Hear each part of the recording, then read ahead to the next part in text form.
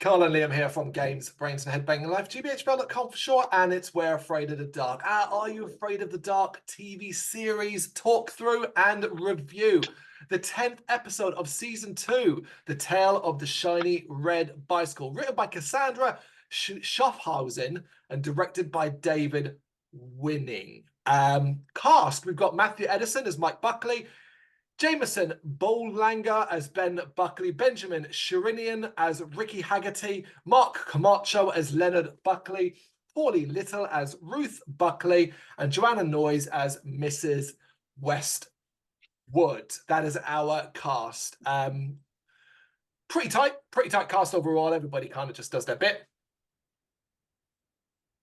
Facts. Got a couple for you here. So I thought this was weird. A different bicycle was used in each scene, making a total of 5 bikes used. I mean, there are certain scenes where I guess the bicycle maybe gets damaged to a degree, but could be that. Good point. You want to keep it shiny and red. Maybe it got scraped up. Yeah. Mark Camacho has previously appeared in the show. He was in the episode The Tale of the Nightly Neighbors as the delivery man, the guy who's delivering the fridge. Well, that's obscure. Pauline Little also appeared in the series, The Tale of the Glony Ghost. She was Aunt Dottie. Interesting when they reuse like actors, in this type of thing. This makes you wonder like how that happened. Like they come in for one role in an episode and then they get given like a bunch of other ones, random ones. Here's the thing, almost every list of facts has, every episode has reoccurring actors. A lot of them are sometimes in episodes in the future. Because we haven't watched them or we haven't reviewed them, I'm not mentioning them. But basically, it's a constant thing. It's more than Goosebumps ever was. Yeah, I don't remember you mentioning this half as much in the Goosebumps one. Mark Camacho and Pauline Little, who played the parents, they're married in real life, or were married in real life. I don't know about now, but at the time. That's got to be a first, I reckon. I think we had it in a Goosebumps episode where parents were married and we noticed that they had good chemistry and we thought it might have been because of that. Oh, there you go. Jameson Bolanger became somewhat better known a couple of years later for his portrayal of Cousin Eddie in the television series My Hometown. And finally, director David Winning has said this is one of his favorites to work on because of the depth of the story. Now, I do understand what he means by that, but I would argue that probably on this one had more depth and had to be cut down to fit the standard episode run time. And because of that, it doesn't hold as much water as it potentially could. But I also feel that it basically rips off, inspired, but we want to use a litany of ghost stories beforehand that I found myself maybe not as invested as I would have hoped. I was going to actually ask if you had, like, you knew much about this episode beforehand, you remembered it at all? Nope, but I didn't need to because I've seen it. Yeah, just like this has got to be, I think, probably up there as one of the most like famous Are You Afraid of the Dark episodes. I think because of what it deals with for a kids show, mostly. Yeah, I completely get that. It is weird, yeah, dealing with some heavy subjects, and you can certainly see what they were going for. Again, we've talked about this before. I think they're hampered, unfortunately, by the runtime more than anything else. Yeah, I agree. Okay, Midnight Society. Frank, Kiki, Betty Ann, and Gary are sitting around the campfire roasting marshmallows, waiting for David and Kirsten to show up. They show up together, and Kirsten apologizes for them being late. Gary apologizes to David for hearing that his bike got stolen, asks him if he's all right. And David says, "No, I'm fine." But it gave me an idea, and I've come up with a story. His bike was important to him because once you have the right bike, it's yours forever, no matter who has it. Sharp, you little weirdo. What the fuck are you on about? I'm not sure how his bike getting stolen really makes much sense based on what the story's about, but okay. I mean, it's just a weird thing to do. It like weird way to try and create some sort of spiritual connection with a bicycle. I mean, yeah, have you ever been felt that kind of connection to a bicycle before? No, I don't think so. Do you know how to ride a bicycle? Yeah, of course there. Oh, okay, just It's been checking. a long time. It's been a long time, but like, yeah, I mean, we rode them as kids all the time, didn't we? So Yeah. Okay, just checking. yeah, it's been a while. I'd say it's been a while, right? So maybe I've So, forgotten. so if there's a bicycle there right now, you could probably get on it and ride it, I imagine, I mean, or not. I've got an exercise bike, so you know, I can still get Well, on one. yeah, I mean that's not too different, I suppose. Yeah. David explains that his story is about this kid whose bike meant so much to him, he took it with him everywhere he went, including his own grave. Submitted for the approval of the Midnight Society, this is the tale of the shiny red bicycle. Right, Hmm. the story. Two young boys named Ricky Haggerty and Mike Buckley are racing each other on their bikes. As they cross a bridge near a waterfall dam, we see an employee routinely open the floodgate to let water flow into the river. The boys' race ends and they stop on a wooden bridge, teasing each other and staring at awe at the rushing water below. Alas, the bridge is damaged and Ricky accidentally leans on a part that breaks off. His shiny red bicycle falls into the river and Ricky starts to fall in. Mike tries to save him by grabbing his hand, but he can't hold on. And Ricky falls in as we immediately cut to a teenager waking up in bed yelling, Ricky. Hmm. Fantastic opening. What a Hmm. setup to make everything like what a way to do it. Yeah, like it immediately grabs you, and I think the acting here is really strong. And but one of the things I just kept thinking the whole time was, man, I hope those parents sued whoever put that single shoddy plank of wood, being the only thing between life and death, really, in that situation. Oh yes, oh yes, oh yes. There's some serious lawsuits going on there for yes, absolutely. But we are 5 years later, because this is Mike now, and his younger brother Ben checks on him. It appears as though Mike has regular nightmares about the event. I was like, okay, cool. I feel like that's interesting. It would leave you scarred. I was disappointed. I was disappointed to not get like an earlier scene where the parents suggest he goes to therapy, but we deal with that Mm. a different way. Yeah, that's true. The next morning, it comes up at a breakfast table, and his father tells him he should stop blaming himself for Ricky's death. Mike still thinks he should have saved Ricky, but his dad tells him you've got to stop blaming yourself for Ricky's death, and if he does, the nightmares will go away. And I was like, "Oh, good talk, Dad. Good, Yeah, good, good advice." it's just that simple, isn't it? Just stop blaming yourself. I'm sure he's never thought of that one. Great Yeah, one, Dad. and yeah, and then your nightmares will stop, and you'll be totally fine. For fuck's sake. Yeah, it's that simple, isn't it? At school, Mike is with a classmate when he notices a shiny red bike that looks exactly like Ricky's in the bike rack. Seeing it, Mike flashes back to Ricky's death, coming back when his friend checks on him. Mike looks again, and the bike that was there now is a completely different one. So he dismisses it, just a trick of the eyes kind of thing, totally acceptable, and goes to class where the teacher, Mrs. Westwood, is talking about the moon landing. Mike is distracted, so he gets the attention of the teacher, who has some fun at his expense. Just I like that we stick with Mike for quite a while at the start, as we kind of learn the long-term effects of Ricky's death, like like the effect it had on him before we enter spooky territory. Yeah, just like how it affects him on a daily basis, kind of thing. Absolutely. As she gets back to teaching, Mike hears a whispered voice and sees a ghostly-looking Ricky at the classroom door calling out for him. His classmates and teachers all try to help him as he collapses. He's waking up with the school nurse. Mike has asked about Ricky as he kept repeating his name, apparently. Mike tells the nurse he was just a friend and that Ricky is dead because he drowned. And she remembers the story in the news and talks to Mike about his dreams. Again, strong stuff here. I like that Mm. Mike almost accepts he seems almost accepting. And I guess maybe this is for us to realize he's had visions before or like flashes of seeing Ricky or hearing things and stuff like that. So it's probably quite normal for him. Yeah, no, that's true. The scene in the classroom made me think of Nightmare on Elm Street when Nancy sees Tina. That's just the first thing I thought of.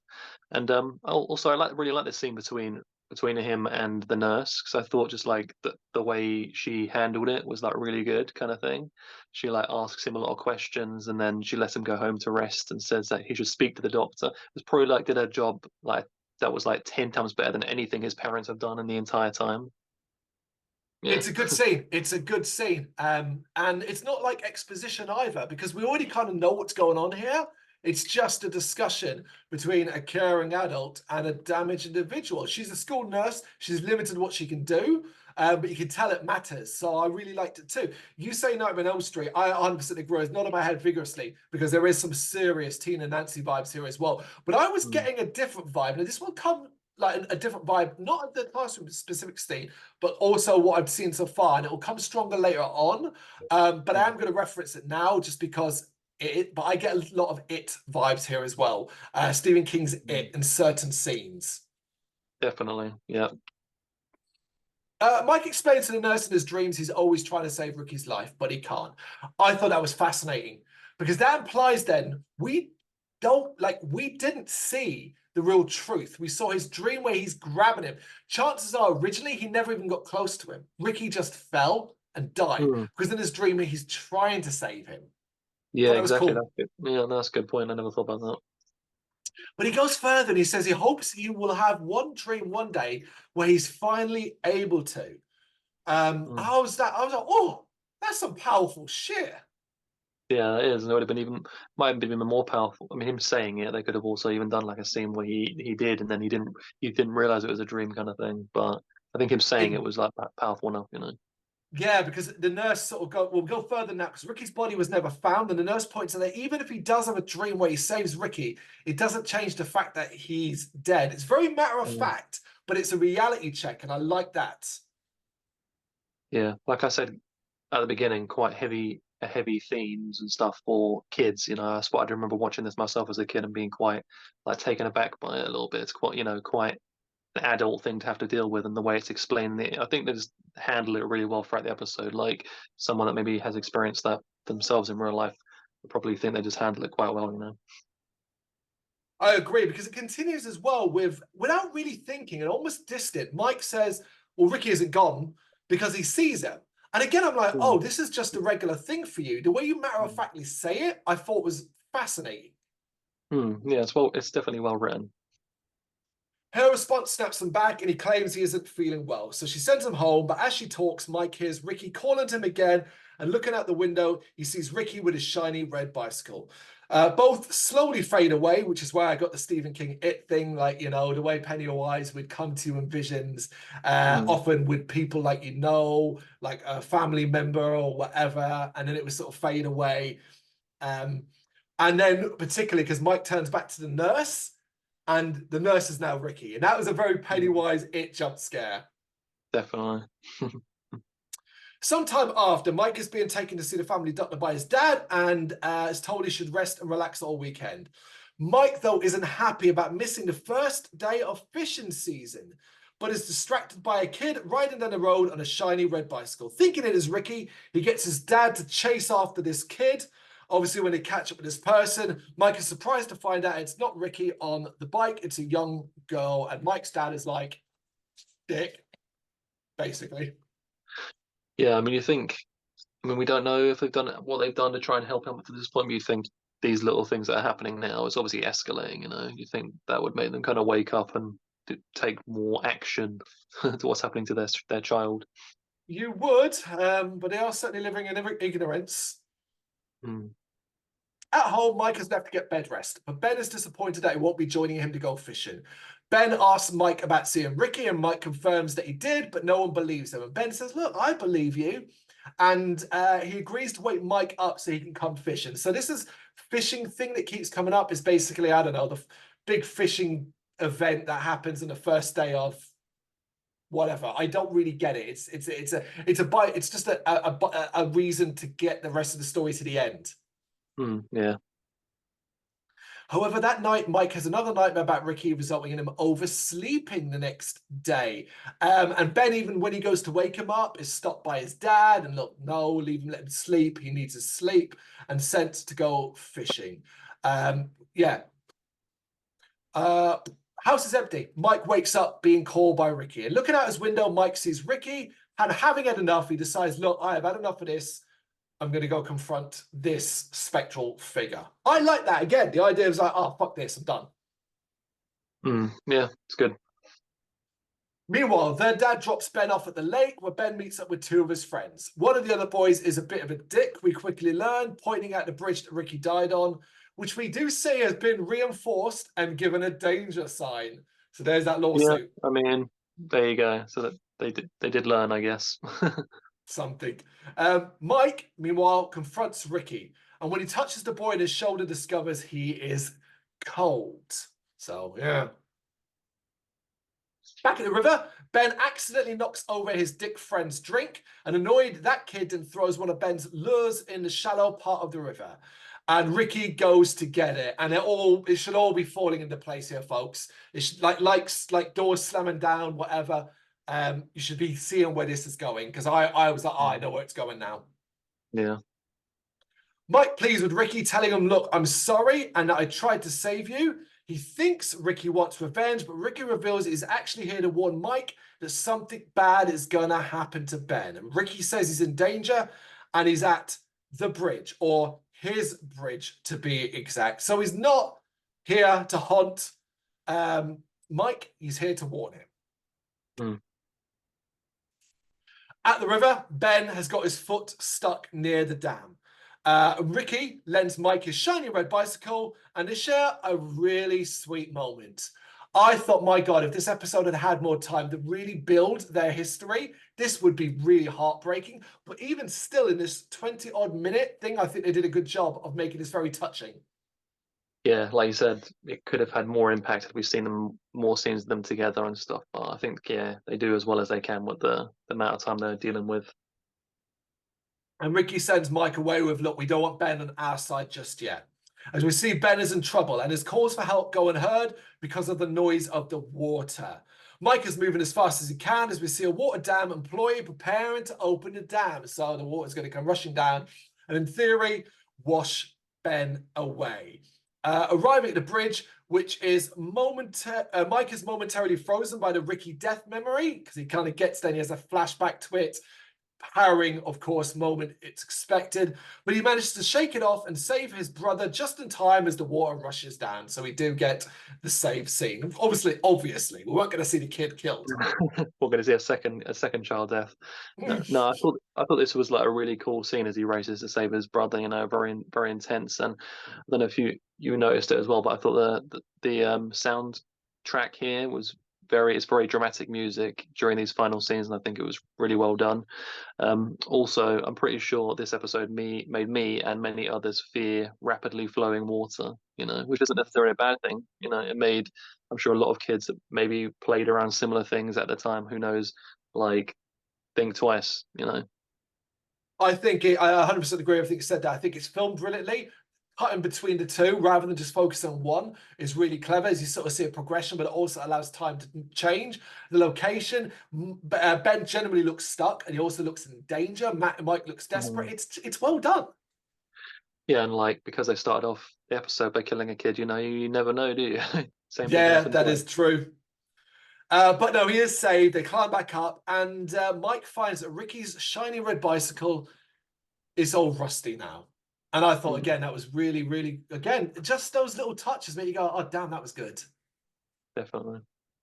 Back with the Midnight Society, David says that the very next day, a fisherman found the remains of Ricky Haggerty.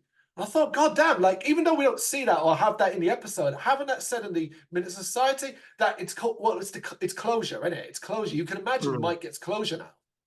Exactly. And no one could ever figure out why it took so many years to find him. Mike Buckley would tell you it's because he wasn't even down there. Not until he could pay back an old favor to the one who had tried to save his life. Yeah, strong stuff. Strong I stuff. love, yeah, no, I really love that ending monologue. I think it was well done. Yeah. I'm really happy with this episode. I think even though it literally borrows so much from a multitude of ghost stories, past and present, and no doubt future as well, and is limited to tell a deep story by its runtime, I think they managed to really pull a lot out of here. And they should be very proud of, everyone should be very proud of what they managed to do here. We're talking actors through directing to writing to cinematography. Every aspect of this, I think everyone really tried their best to tell a meaningful, powerful story, and everyone seemed to have understood what they needed to do. You know, and so I think this might be up there as one of the strongest, even though, like I said, I wish I had more time.